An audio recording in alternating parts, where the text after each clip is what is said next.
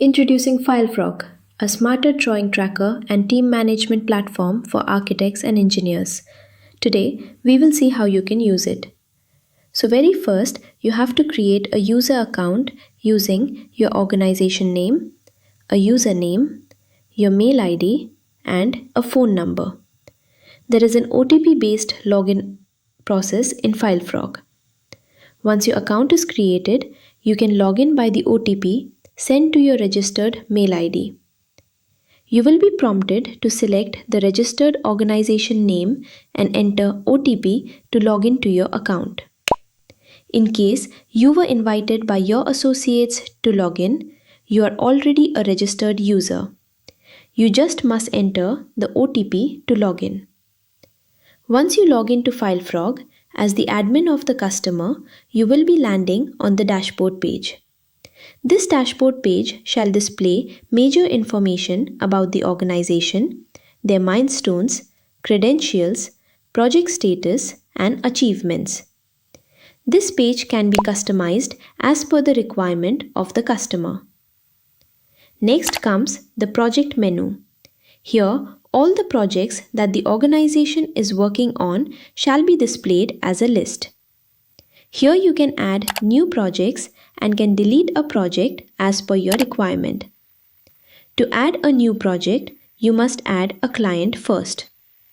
In case the client is already added, you can directly add the new project. Let's go through a case where we will add a new client and create a new project for better understanding. While we hit the client menu, it will show the existing client list that you added earlier. You can add a new client by filling the required fields. Once the client is added, our next task will be to check the team menu. Your existing team members whom you have added previously shall be visible here. Both your internal team and your external consultant team can be added here. A new team member can be added by clicking the New Member button at the right top corner. You have to enter the member name, their designation, and their official mail ID where they will receive the OTPs for login. The key person or the admin of the customer can anytime add a team member as per the requirement. The admin can also control the access of each team members from the settings. Next, there is my tasks menu, which is actually a quick glance of the comprehensive list of pending tasks of a team member or current status of any project. There is a settings menu with various important administrative features. Details about the business name, address, logo, etc. can be updated. Roles and permissions of the individual team members, their access levels can be controlled from here. Mainly 3 types of access level are provided. Only view access, no view access, view and edit access. Let's walk through a new project with a new client. Now we have come to the client's menu. We have clicked on Add New. A pop-up form shall appear which we have to fill to add a new client. Now we have done it and we are saving it. And a new client is added. Now we will add a new project. We have clicked on New Project.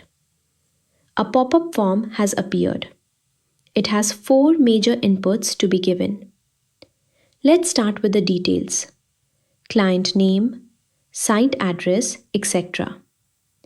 Then comes the technical parameters of the project like building plan, approval authority, site area, project area, number of basements, number of floors, and finally project cost.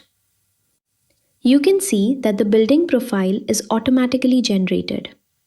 Site area and project area have different units of measurements like square feet, square meter, acre, etc. Once we fill these details and hit Next, we go to the next page for contract.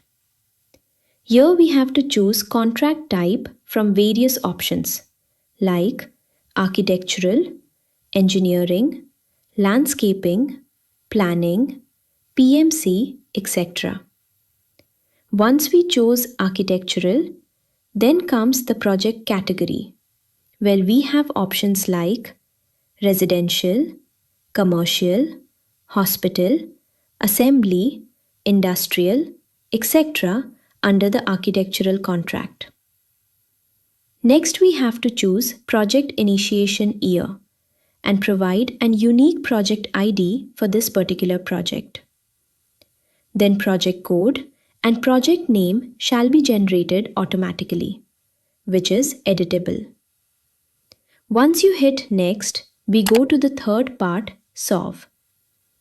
In solve, scope of work, you will find all the necessary tasks for an architectural contract. You choose from them as per your requirement and hit next to team. Team member name shall be populated from the previously shown main team menu. You choose a name from that list and you have to choose a project in charge. You hit save and your new project is generated. Now let's start the most fascinating part of Filefrog, project. Once you enter inside a project, you will see at the top there are pull down menus like details, teams, MDL1, MDL2, transmittals, project stage, project dashboard, team chat, and settings. Here, the project details, contract details, and scope of work are displayed, just the way you filled the details under the Teams menu. You will find the names you have added for this project. If you want to add more members, you can do that from the New Member button at right top corner. The member's name, their role, their contact details shall be visible here. Next comes the MDL1. MDL stands for Master Drawing List. There is a button Generate MDL1 in the right hand corner. Once you hit that, a total master drawing list showing purpose, discipline, and deliverable arranged in a chart.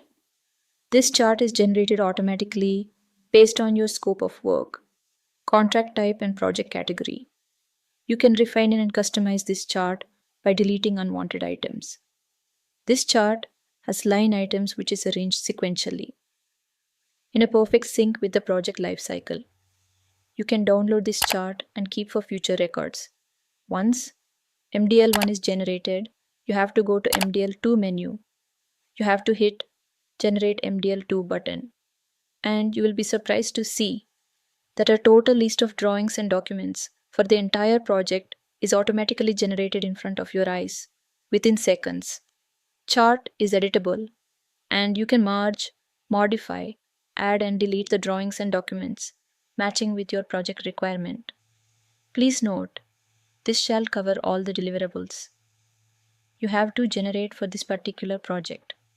You can download this chart as in Excel format for future records. This chart will give you a clear idea about the volume of work you have to deliver, based on which you calculate the manpower requirement and project timeline. You can calculate your fees from this information as well. Before going to the next important menu name project stage, I'd like take you back to the team menu for a little reminder that each team member was added against a specific role. With that information in mind, when we come to the project stage, we can see that again each task. Those team members are assigned as per their designated roles. Generally, you will find this project stage chart in a collapse format. Once you expand it, you will find the drawing list in the left side columns and various related parameters and features like team member, target dates, revisions, and progress status in the right side columns. These are required for real-time monitoring of the several tasks and deliverables to complete the project. Once you click on a particular task, you'll find further breakup of subtasks, where team members are assigned in a micro breakup detail. Each subtask are given certain percentage based on importance factor of that subtask. It is understood by this stage that from these project stage menu, the actual monitoring can be done. Each task is assigned to one or more team members based on designation and roles. For example, architectural drawings are assigned to the architect team, while structural drawings are assigned to the structural designer. It is again reminded that the admin had already added the team members accordingly. In Filefrog, do not find an assigned team member. For any particular task, that field shall remain empty.